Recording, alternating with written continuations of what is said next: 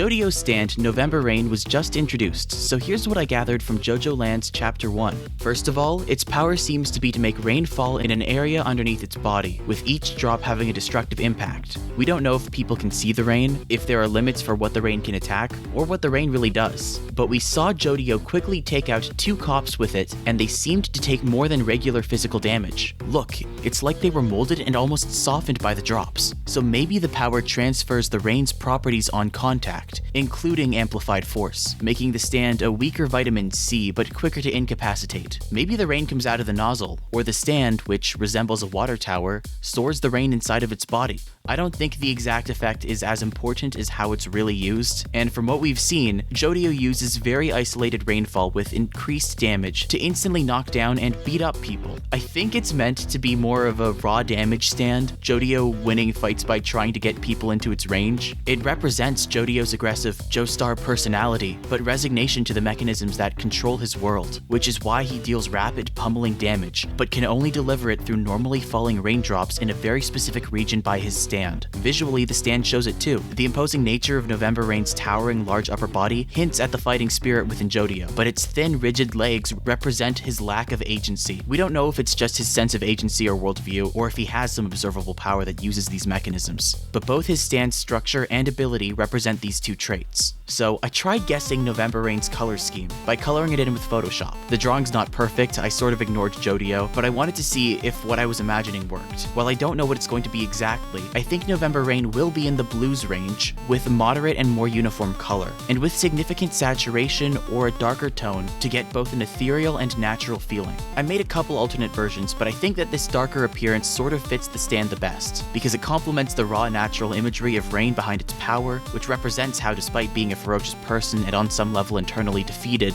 Jojo's fighting spirit is still ultimately pure and capable. Despite this picture being purple, I do think the stand is going to be more of an actual blue, with hints of one of the secondary colors to keep it from just blending in with the sky. November Rain is a surface sticker stand. Fun from part 8 was our first and only other example, but what I mean is it had long thin legs and not many human or moving parts, which suggested that rather than being very mobile, the stand was more tethered to an area or its user, and its ability would affect things in a specific region relative to its position. The stand user did not have the strongest constitution, but he was able to get by independently. He didn't solve problems or fight people directly. Instead, he would achieve his goals by enacting complex plans, which is why his power was one that still required conditions for people in his range to meet in order to activate. Jojo is very different. His shifted perspective holds back his strong fighting spirit, which is why his stand still has its upper body, and why I think it might transform like the other stand that November Rain's body structure and power take after, Hierophant Green. November Rain's body pattern and unhuman lower half resemble Hierophant Green from part 3, which channeled a liquid that was the embodiment of destructive force out of nozzles on its body into projectiles, just like Jojo. Now, Hierophant Green was normally fully human-shaped, but it had the additional power to transform its body from below the shoulders into tentacles to increase its size and number of projectile sources. So it could be possible that Jojo can only use November Rain's power in sticker form, but can transform it into a weaker, fully human body,